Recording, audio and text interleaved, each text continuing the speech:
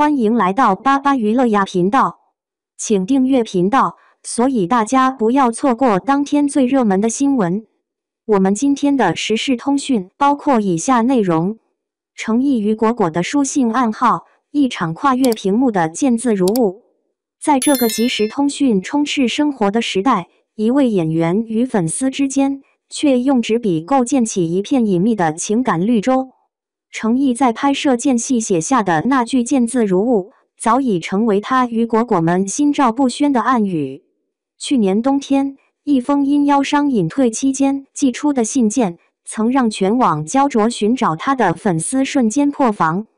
信中未提伤痛，却字字诚恳，简单三餐，专注角色，不负相遇。彼时的他正默默承受身体与舆论的双重压力，却选择用最质朴的文字抚平粉丝的不安。这并非一时兴起，从杂志附赠的明信片到深夜写下的长信，程毅始终将分享预视为对粉丝的最高诚意。有粉丝回忆，某次活动后不慎丢失保温杯，其他果果不仅帮忙寻回，还附赠周边礼物。这种粉随正主的温暖，恰似程毅笔下的日常烟火气。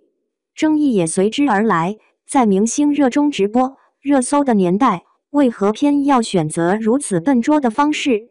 对比其他艺人用短视频、段子拉近距离，程毅的沉默与低调曾被质疑不懂营业。直到一封封手写信曝光，人们才读懂他的坚持。镜头前的角色可以千变万化，纸上的笔记却永远真实可触。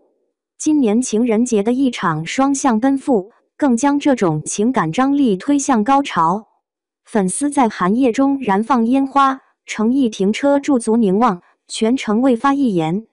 没有拥抱合影，没有互动直播，却因这份克制而显得尤为珍贵。正如他在信中反复强调的分寸感。翻开程毅的信件，几乎找不到对未来的承诺或华丽的表白。他絮叨着剧组盒饭的温度，描述揣摩角色时的纠结，甚至提醒粉丝过马路注意安全。这种大哥哥式的叮嘱，恰与他在富山海片场反复重拍同一镜头的执着形成奇妙呼应。有人统计过，程毅信中高频词并非感谢或爱，而是还好。拍摄受伤时还好，遭遇误解时还好，面对爆红依旧还好。这份金牛座特有的钝感力，让他在流量漩涡中始终清醒，作品才是演员的终极语言。粉丝们显然读懂了这份潜台词。其他明星后援会攀比应援排唱时，程毅的果果们更愿将热情倾注于角色解读。沉香如屑播出期间，超话涌现大量对角色的心理学分析，甚至引发学界关注。谁说追星不能成为一场精神共鸣？不过，程毅的书信营业模式也面临现实拷问。在剧组动辄闭关数月的常态下，粉丝如何抵御漫长等待中的焦虑？答案就藏在那张他亲手绘制的明信片里，寥寥几笔山水，却让人想起富山海中那句台词：念念不忘，必有回响。如今再回看那封引发全网寻找的信件，字迹早已被粉丝熟记于心。每次重读，依然会有新发现，某个字的笔锋更重了，某处涂改痕迹透露着斟酌。这些细节比任何精修照片都更贴近真实的他。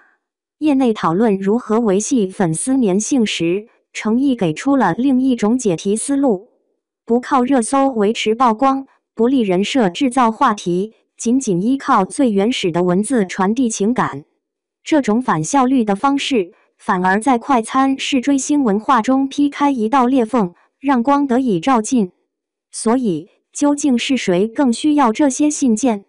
是渴望窥见偶像生活的粉丝，还是那个在片场反复打磨表演的程毅？某封信的结尾处，见字如晤，愿我们都能在角色里重逢。程毅来自远方的小惊喜，果果们注意查收。超级喜欢看琪琪写的信。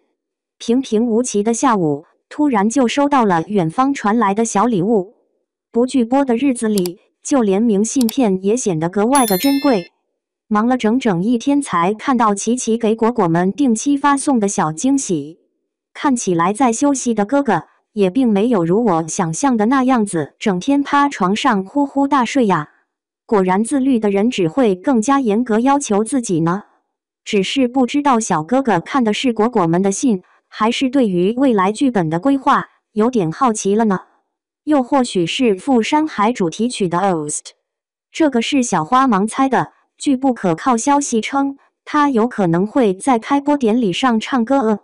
似乎不知道从什么时候起，明信片就代替了信。今天看到明信片，突然想起来程毅曾经写过的信：从前车马很慢，书信很远，一生只够爱一人。信是属于古人的浪漫。这一封是收到来自琪琪的第一封信。当时的他因拍戏腰伤复发，销声匿迹的整整1个多月，果果们全网找他，快找疯了。后来就收到了这封来自远方珍贵的信，见字如晤，是琪琪和果果之间的暗号。这份彼此之间的心照不宣，是独属于果不其然才懂的小秘密。总会有人耐心地为你写一封信，也总会有人在远方等待着你那句见字如晤，展信书言。再后来，拍《王权富贵的间隙》里拍了杂志，于是就有了第2封信。信很长，字里行间里娓娓道来的是他的日常和心声。不同于网络上各种抹黑和谩骂，他的生活其实很简单，简单的1日3餐，充实的生活着。他把所有的复杂情绪都留给作品和角色，他从未辜负任何角色，每一次的出镜必然是全力以赴。他用自己的方式雕刻着属于自己的浪漫。岁月或许会改变很多事物，可他的那份坚韧和不服输却从未被岁月所抹去。这大概就是一个人的格局吧，你的格局有多大，世界就有多大。第3封信印在了明信片的后面。没有抢到杂志后，好心的果果匀了我一本，也让小花将这封特殊的信收藏了起来。或许分享欲才是表达爱意最美好的方式吧。